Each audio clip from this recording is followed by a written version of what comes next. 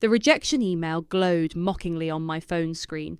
While we appreciate your unique vision, we don't believe your t-shirt designs align with our investment strategy at this time. I tossed my phone onto my work desk, scattering sketches across the surface. Another thanks but no thanks to add to my growing collection. My name is Samantha, and I'm the black sheep of my family, the one who dared to dream differently. While my siblings followed the prescribed path into our generations-old family business, I chose to pursue my passion for design. A decision that made me the frequent target of their ridicule. Sam, are you actually working on those silly shirts again? My mother's voice carried that familiar tone of disapproval as she appeared in my doorway. I'd been dreading this visit ever since Hayley mentioned Mum was stopping by. They're not silly, Mum. I just launched a new collection last week, and sales are picking up. I straightened my back, trying to project confidence I didn't quite feel. She walked into my home office, examining the designs pinned to my mood board with thinly veiled disdain. Honey, when are you going to grow up and join the real world? The family business needs... I am in the real world, I cut her off, gesturing to my laptop showing actual sales figures. Look, I've sold over 50 shirts this month alone.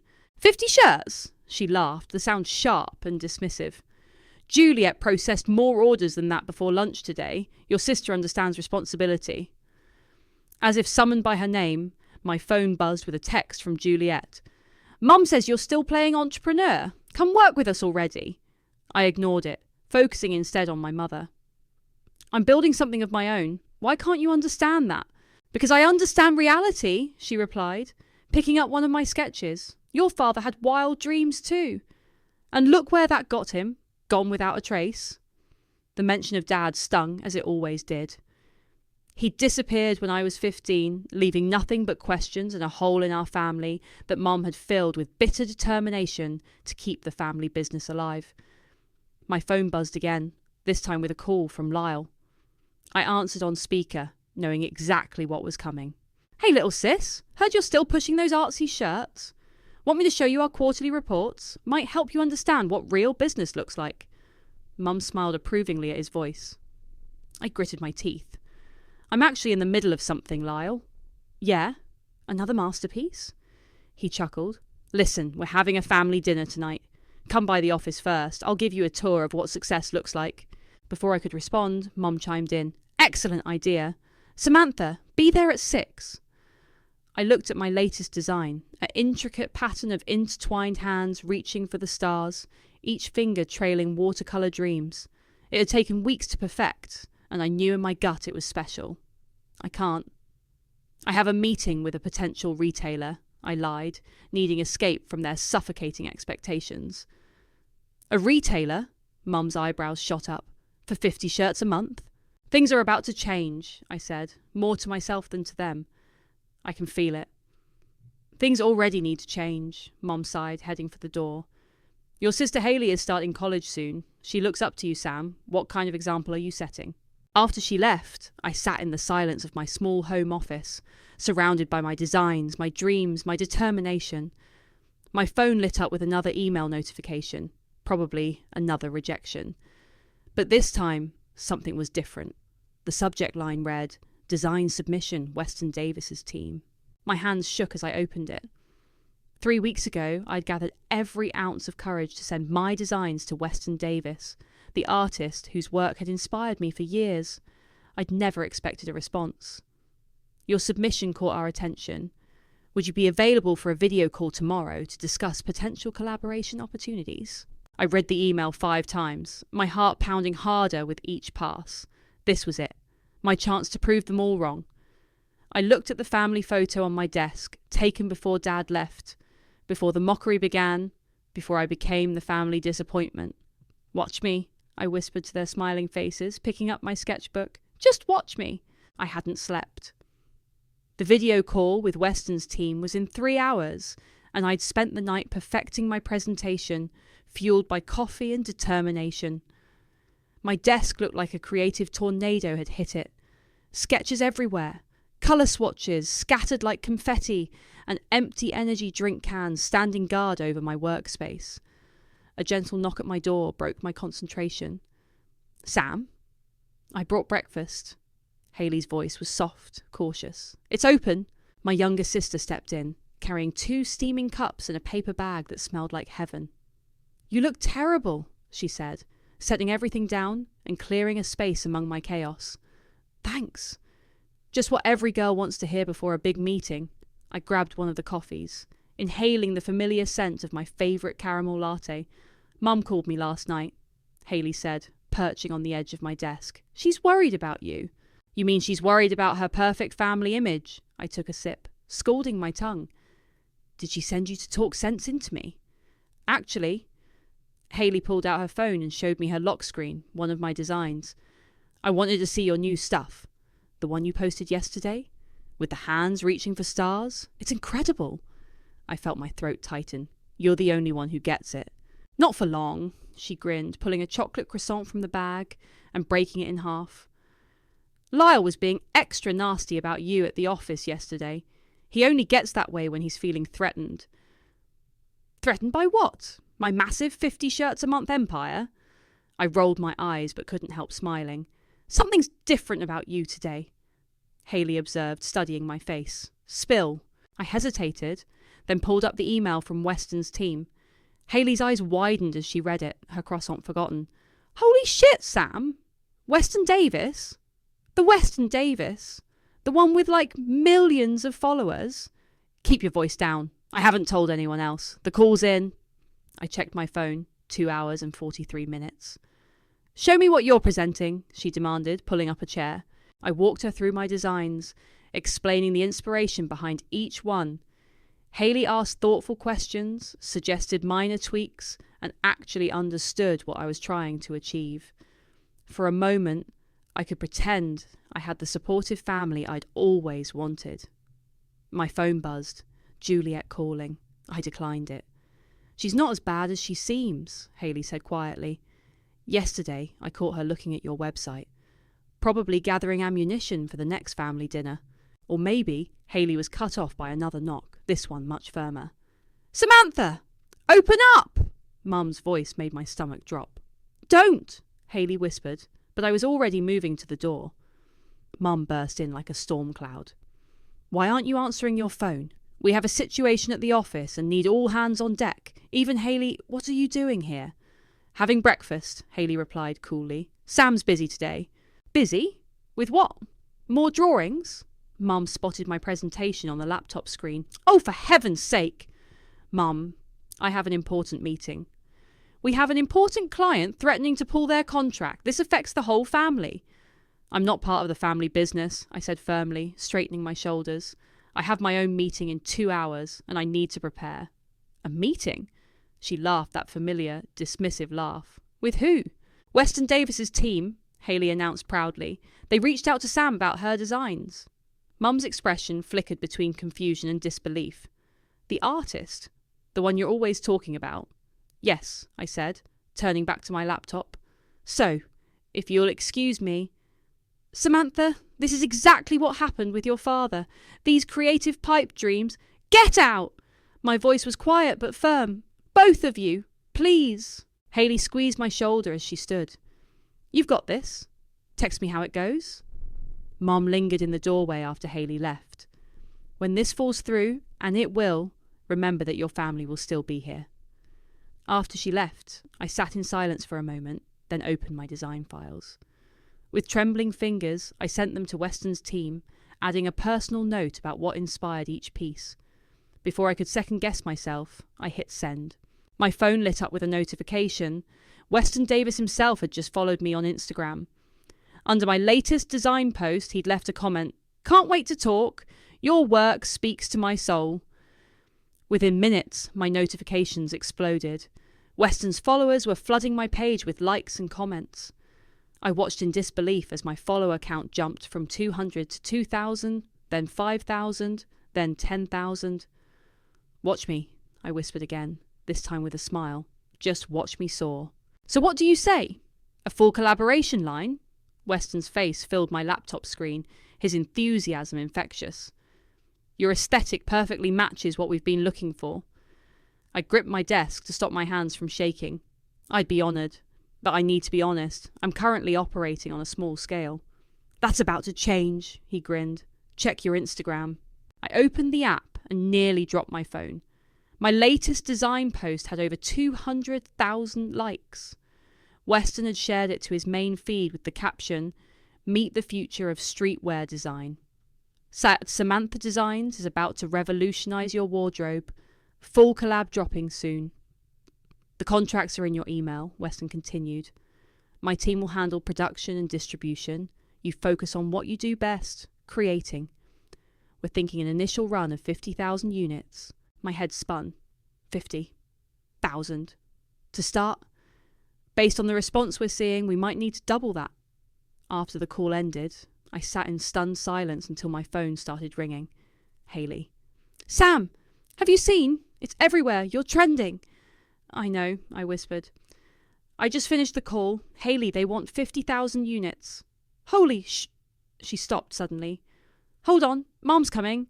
I'll call you later." I barely had time to process before my phone exploded with notifications. Fashion blogs were picking up the story. Orders were flooding in through my website, overwhelming my small hosting plan. Major retailers were sliding into my DMs. My doorbell rang. I opened it to find Juliet looking uncomfortable in her corporate blazer. "Can I come in?"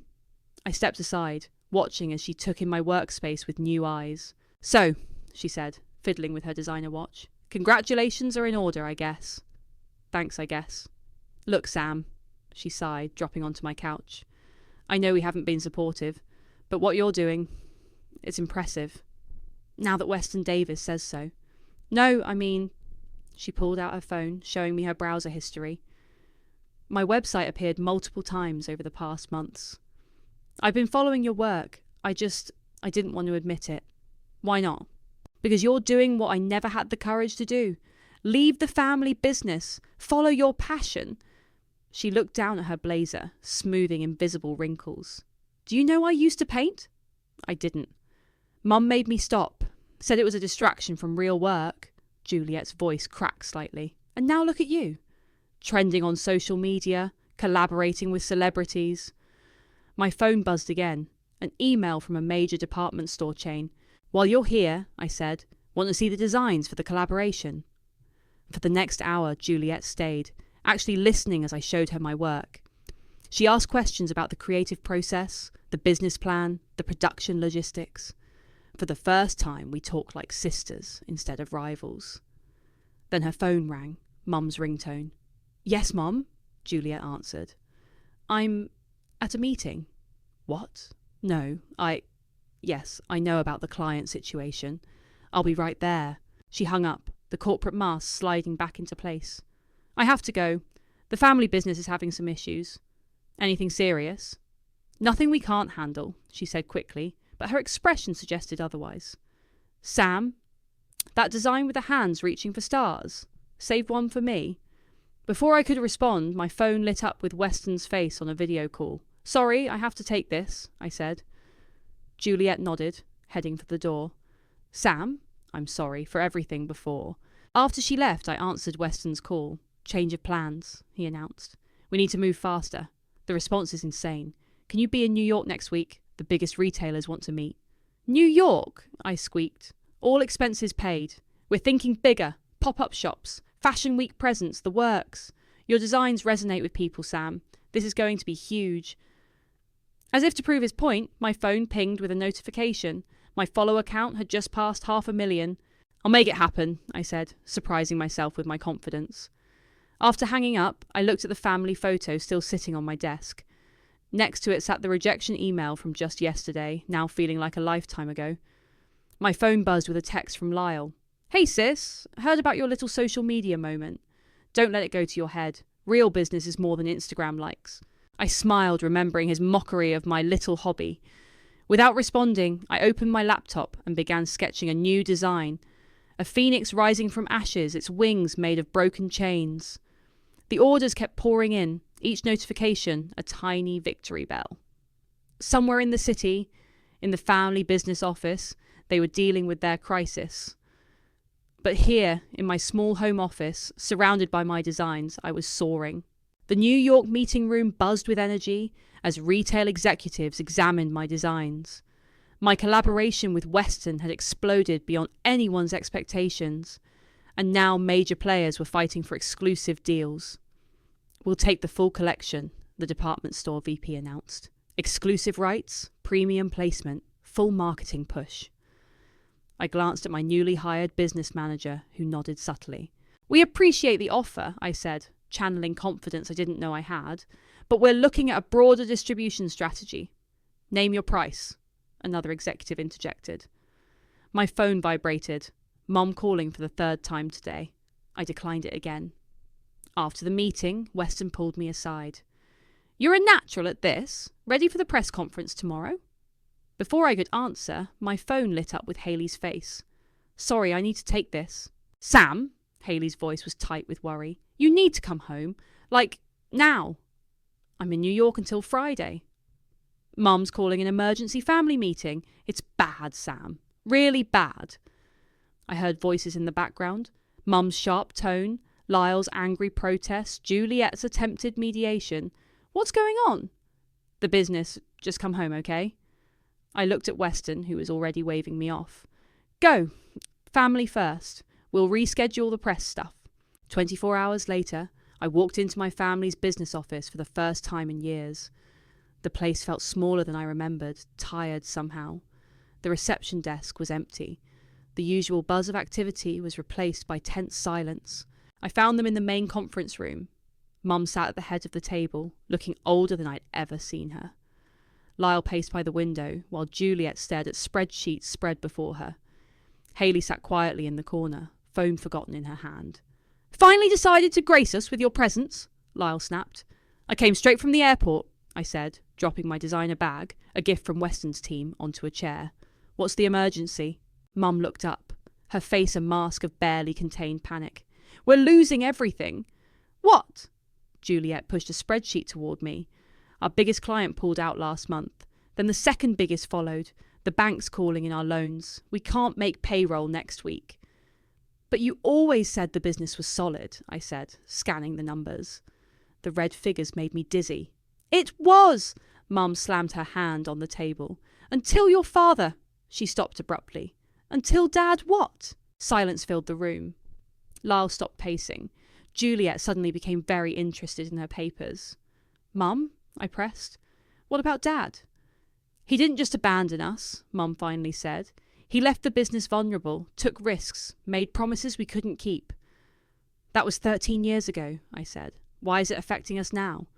"Because," Juliet interrupted, "Mom's been covering it up, moving money around, taking new loans to pay old ones. And now it's all falling apart," Lyle added bitterly. I sat down, letting it sink in. All those years of them preaching about real business, about responsibility, about following the safe path, it had all been built on quicksand. "How much do you need?" I heard myself ask. Mum's eyes lit up with desperate hope. 2 million would keep us afloat until we can restructure. 2 million? I laughed, the sound harsh in the quiet room. "And you mocked my 50 shirts a month." "You're doing well now," Mum said quickly. "We've seen the news, the Weston Davis collaboration, the retail deals. So now my silly little t-shirt business isn't so silly." "Sam," Hayley spoke up softly, "they're laying off people next week, people who've worked here their whole lives." I looked around the room, really looked. At Mum's trembling hands, at Lyle's defeated posture, at Juliet's red-rimmed eyes. At the family photos on the wall, decades of history, of community, of legacy. "I'll think about it," I said, standing up. "Think about it?" Lyle exploded. "While you're living it up in New York, actual families are about to lose their income." "Like you all cared about my income when you were mocking my dreams?" I shot back. "Samantha, please!" Mum reached for my hand. "We're family." I pulled away. "Funny how I'm only family when you need something." As I turned to leave, Juliet called out, "The Phoenix design! The one with the broken chains? It was about us, wasn't it?"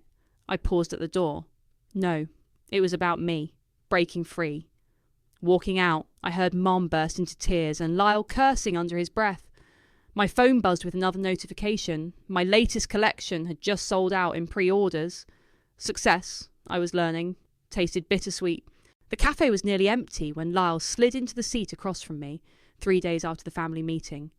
He looked different. His usual crisp suit was wrinkled, his confident smirk replaced by dark circles under his eyes. "You look terrible," I said, pushing a coffee toward him.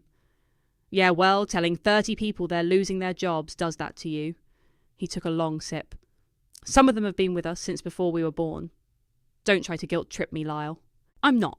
He pulled out his phone, showing me photos. "That's Maria. She's worked in accounting for 25 years. Helped Mum keep everything together after Dad left. Her daughter's starting college this fall." He swiped. "This is Robert.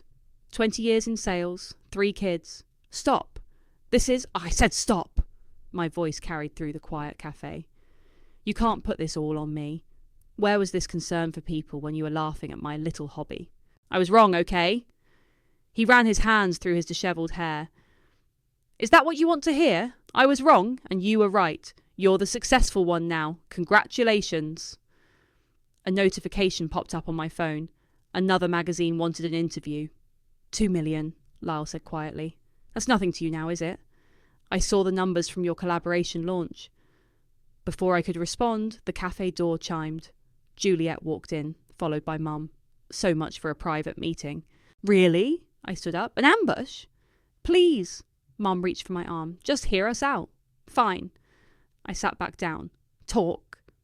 Juliet pulled out a folder. "We have a restructuring plan. With your investment, we could save most of the jobs, streamline operations." "Investment?" I laughed. "You mean bailout?" "Call it what you want," Mom snapped, then caught herself. "Samantha, please. I know we weren't supportive. I know we hurt you, but this isn't about us anymore." "No." I pulled up my own phone, opening old text messages. "Let's see. Lyle. Real business isn't about drawing pretty pictures. Mum, stop wasting your time and grow up." Juliet. "At least get a real job while you play entrepreneur." "We were wrong."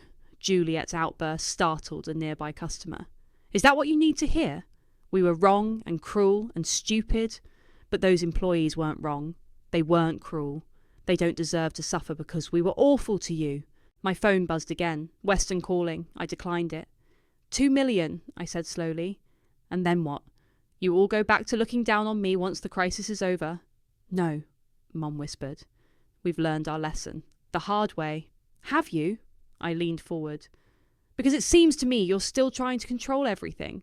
Still thinking you know best. Still manipulating situations to get what you want."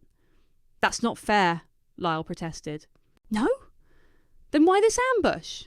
Why not let me make my own decision without the guilt trip?" Silence fell over the table. Outside, rain began to fall, matching the mood. "You're right," Mom finally said, standing up. "We haven't changed enough. We're still trying to control things, control you. I'm sorry." She gathered her purse. "Come on, everyone. Let her decide on her own." "Mum?" Juliet started. "No, she's right. We've done enough damage." Mum looked at me one last time. "Whatever you decide, Samantha, I'm proud of you. I should have said that years ago."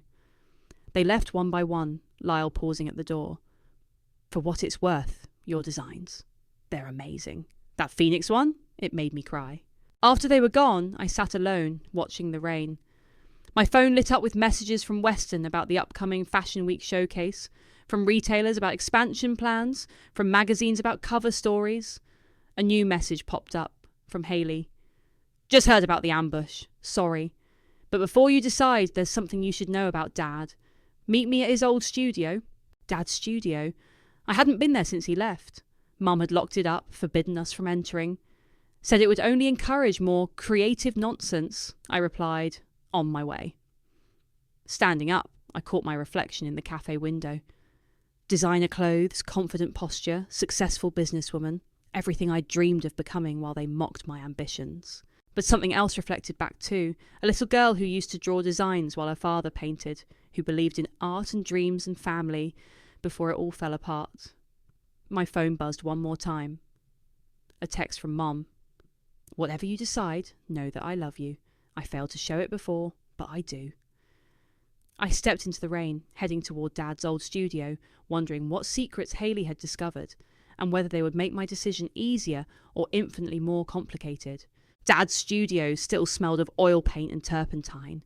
13 years of dust doing nothing to mask the familiar scent. Hayley stood by the window, holding a leather portfolio I'd never seen before. "How did you get in here?" I asked, running my fingers along Dad's old easel. "Found the key in Mum's desk last week while looking for business documents." Hayley's voice was tight. "But that's not important. Look at this." She handed me the portfolio. Inside I found letters, documents and photographs, dozens of them. "Dad didn't abandon us," Hayley said quietly. "Mum drove him away." My hands trembled as I read the first letter, dated just after he left. "Anne, please let me explain. The money was for the girl's future. I couldn't watch you pour everything into a failing business."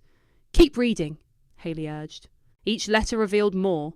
Dad had sold his paintings, invested the money, created trust funds for each of us. But Mum had found out, accused him of betraying the family business and given him an ultimatum: the business or his art. "There's more." Hayley pulled out bank statements. "The trust funds. Mum found them, used them as collateral for business loans." "She what?" The papers crackled in my clenched fists. "That's why everything's falling apart now.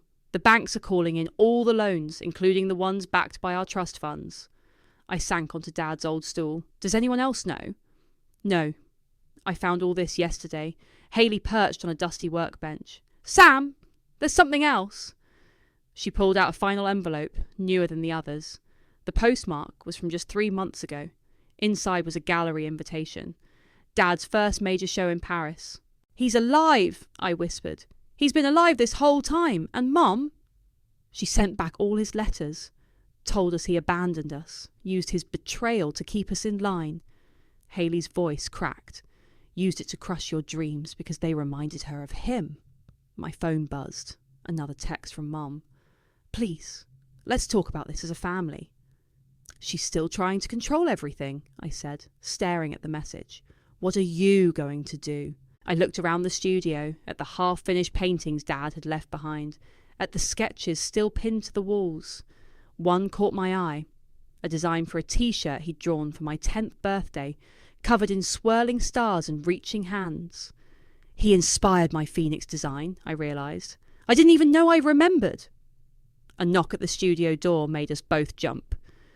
Juliet stood there looking shocked. "What are you doing here?" she asked, stepping inside. We're not supposed to—" Her voice trailed off as she saw the portfolio in my hands. "Jules," Hayley said gently, "there's something you need to see." We spent the next hour showing Juliet everything. The letters, the trust funds, the truth. "All those times I wanted to paint," Juliet whispered, tears streaming down her face. "All those dreams I gave up because I thought he'd abandoned his—" My phone rang. Weston again. "I should take this," I said, stepping outside. "Sam, where are you? The production team needs final approval on the collection." I looked back through the studio window, watching my sisters hold each other, surrounded by the remnants of our father's love and our mother's lies. "Weston, I need to push everything back a week." "What?" "The buyers are. Trust me, this is important." A plan was forming in my mind. "And I need a favour. That connection you mentioned in Paris." After hanging up, I walked back inside. Juliet looked up, her makeup streaked with tears. "What do we do now?" she asked. "First we find Lyle. He needs to know." I picked up Dad's old portfolio. "Then we confront Mum." "And the business?" Hayley asked. "I have an idea about that." I pulled up my latest design on my phone, the phoenix rising from chains. "But first, we need to make a call to Paris." "You don't mean—" "Yes. It's time to talk to Dad." My phone buzzed one more time. Mum again. "The bank called. We need your answer by tomorrow." I showed the message to my sisters. "She's still hiding everything," Juliet said, anger replacing her tears. "Still manipulating." "Not anymore," I replied, gathering the letters. "Tomorrow, everything changes." As we left the studio, I took one last look at Dad's old workspace. The evening light caught the dust motes, making them dance like the stars in his designs, in my designs. Tomorrow would bring confrontation, truth, and maybe even reconciliation. But tonight, standing with my sisters, surrounded by proof of our father's love, I finally felt free of the chains that had bound us all.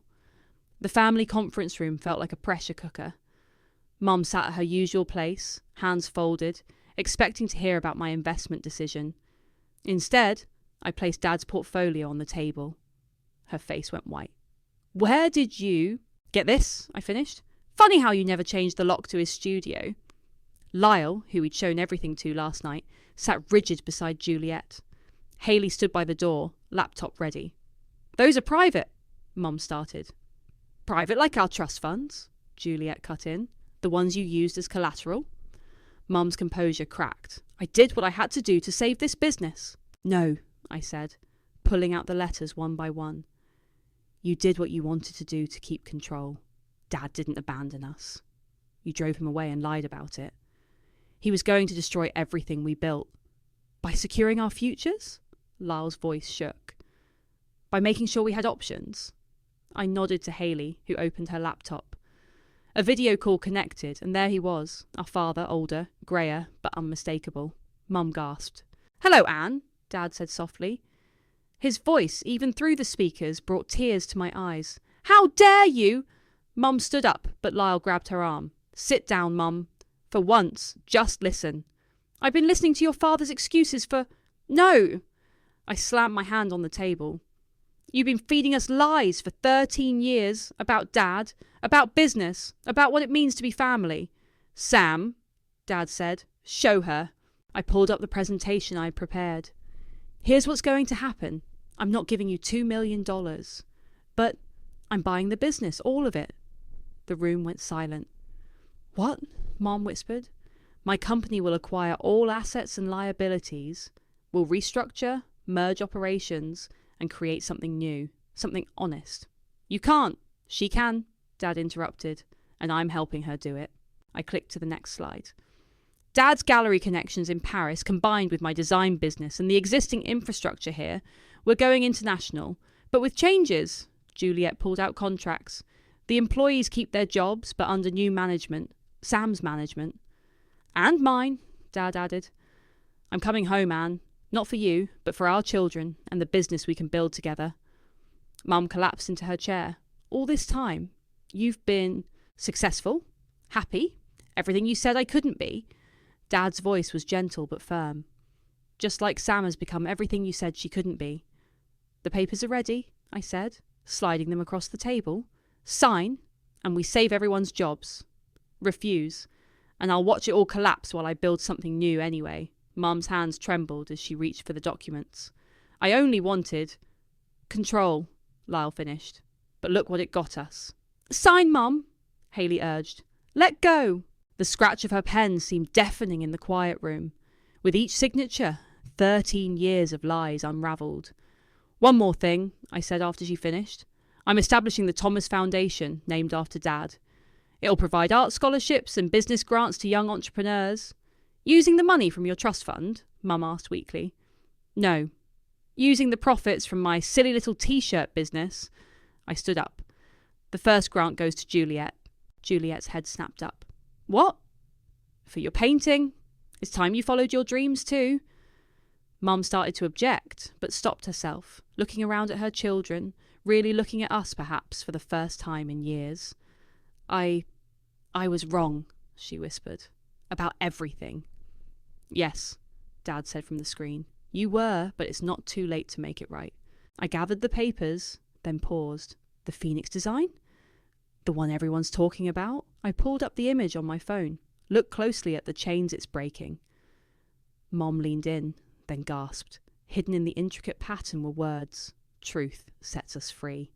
I knew, I said quietly. Deep down, I always knew Dad wouldn't just leave. That's why I never gave up on my dreams, because he taught me that creativity and business could coexist, could thrive. Tears rolled down Mom's cheeks. I'm so sorry. I know. I headed for the door. Board meeting tomorrow at 9. Don't be late. As I left, I heard Dad say, Anne, we need to talk. Outside the sun was setting, painting the sky in the same colours as my Phoenix design. My phone buzzed with a message from Weston. Paris Fashion Week confirmed. Your father's gallery will host the launch party. I smiled, thinking of the little girl who used to draw while her father painted. She'd known the truth all along, that sometimes the most successful businesses grow from the seeds of broken dreams and shattered chains. Tomorrow would bring challenges, but today, truth had finally set us all free. The Paris gallery hummed with excitement as guests mingled among Dad's paintings and my designs. Through the windows, the Eiffel Tower glittered against the night sky. Weston worked the crowd, charming buyers and press alike. "Ready?" Dad appeared beside me, looking dapper in a suit featuring my Phoenix design on its silk lining. "Almost." I adjusted my dress, a collaboration piece showcasing both our artistic styles. "Where's Mum?" "Talking to Juliet's art instructor." He smiled. "Never thought I'd see the day." Across the room, Mum was actually listening as Juliet's mentor praised her first collection of paintings, the same paintings that would be exhibited here next month. Lyle approached, champagne in hand. "The merger numbers just came in.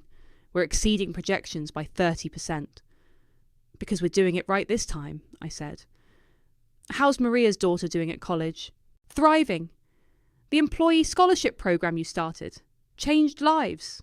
Haley rushed over, practically bouncing. "They're ready for the reveal." I took my place at the podium, looking out at the crowd. Fashion editors, buyers, artists, and family, all merged into one world, my world. "Tonight isn't just about fashion or art," I began. "It's about breaking chains, about truth, about family." The curtain dropped, revealing the centerpiece of the collection, a massive mural Dad and I had created together. His classical technique blended with my modern design, telling our family's story through symbols and colours. "Some of you know me as the t-shirt designer who went viral," I continued. "Others know my father as the painter who disappeared. Tonight, we're revealing the truth behind both stories." Mum stepped forward, taking Dad's hand for the first time since his return. The gesture wasn't lost on the journalist, frantically taking notes. "This collection, Phoenix Rising, is about more than clothes. It's about resurrection, redemption, reunion." On cue, spotlights illuminated the models wearing our collaboration pieces. Each design told part of our story, the chains breaking, the truth emerging, the family healing. "But most importantly," I said, "it's about moving forward." I revealed the final piece, a new design none of my family had seen yet. A phoenix rising not from ashes, but from a garden of blooming flowers, each petal containing a tiny portrait. Mum, Dad, Lyle, Juliet, Haley, me. Mum's hand flew to her mouth. Dad squeezed her shoulder. "Because sometimes," I concluded, "the real triumph isn't in breaking free. It's in building something new from the broken pieces." The crowd erupted in applause. Buyers swarmed forward. Orders were placed. Press clamoured for interviews. But I had one more thing to do. I found Mom by Dad's newest painting, a portrait of all of us in his studio, me at the easel, Juliet painting, Lyle reviewing contracts, Haley photographing, Mom finally smiling. "I have something for you," I said, handing her a package. She opened it carefully. Inside was a t-shirt, my very first design, the one she'd mocked years ago. "Turn it over," I whispered. On the back, I'd printed her words from that day. "Real business isn't about drawing pretty pictures." Below it, in gold thread, "Sometimes it's about drawing truth." "Samantha," she began, tears welling up. "I forgive you, Mom." She pulled me into a fierce hug. "I don't deserve it. Maybe not. But family isn't about deserving. It's about choosing every day." Weston called me back to the crowd, but Mom held on for one more moment. "That day you showed me your first design," she said. "I was terrified. You look so much like your father, so full of dreams. I thought I was protecting you from pain. And instead, I caused it. But look at you now. You've built something more successful than I ever did. Because you built it on truth and talent, not fear and control." The night whirled on. Juliet sold 3 paintings. Lyle signed partnership deals with European distributors. Haley's photos of the event went viral. Mum and Dad danced for the first time in 13 years. As the evening wound down, I stood at the window, watching Paris sparkle. My phone buzzed with congratulations and orders, but one message stood out, from Maria in accounting. "My daughter just got her scholarship renewal letter. Thank you for showing us that dreams don't have to be either or. They can be, and also." I smiled, touching the window's cool glass. Outside, dawn was breaking over Paris, painting the sky in phoenix colours. Behind me, my family chatted and laughed, whole again but different, better. Sometimes the best revenge isn't proving people wrong. Sometimes it's showing them a better way to be right. I turned back to my family, my whole healing, imperfect family, and joined their laughter. We had a new business to run, after all, together.